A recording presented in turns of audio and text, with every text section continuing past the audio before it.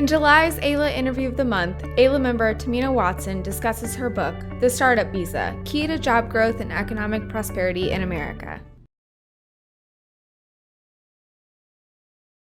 I have been practicing immigration law since 2006. And in 2009, I opened my own practice when I kept seeing a pattern of people trying to open their own businesses and have a visa based upon that business. And when I started to track this issue, Congress had just introduced the first startup visa bill. And at that time, I knew that would be the answer to many of the people that I tried to help, but fail. So I really made it a point of my passion to track this issue, advocate for this issue, knowing that it's beneficial not only to the individuals, but also to the US economy.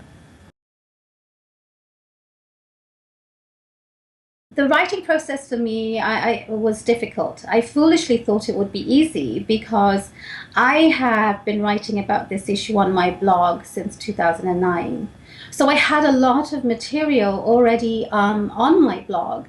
A client of mine said to me about 2.5 years ago, Tahmina, you should really write a book because you have so much information that the information needs to be in one spot and should be consolidated. And in my mind, it was, oh yes, I have a lot of blog posts, I'll put them together and make a book. But only to start that process and find out that blog posts written at different times in different contexts don't necessarily flow. And the book obviously needs to have a beginning, middle, and an end. So the process was a lot more than I bargained for when I started it. My first edition of the book was nowhere near to what I thought I wanted it to be. I had shown the book to a couple of my friends, and one of them said to me, you've got to split the book into two different books. One is a textbook for lawyers, and one is a book to talk about the history of immigration. And at that point, I was actually quite heartbroken because that's not my intention. My intention was to create a book that was an advocacy piece for lawmakers and policymakers. So then I had to go back to the drawing board, rearrange the chapters, really rethink how I wanted to present my points. I have a wonderful editor. Her name is Lornette Turnbull. She used to be a reporter with the Seattle Times, and she had been working with them for about 10 years. She knew the subject matter very deeply as well as how to write, so she helped me immensely in making the book turn into what it finally is.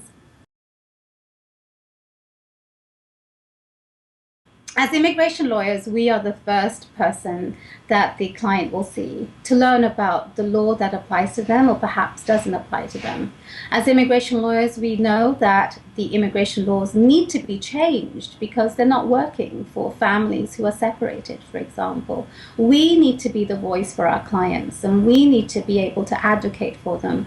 So I want this book to be something that people look up to learn about advocacy. I had to learn myself from the basics. How does law become law in this country? I'm not a US citizen by birth, so I had to learn legal research. I had charts on my blogs about how law becomes law, and that is where the engagement begins for us. We need to advocate. We need to be the voice of reason. We need to be the voice for our clients. We need to talk to our congressmen, to our senators, to our local representatives as well. Change needs to happen.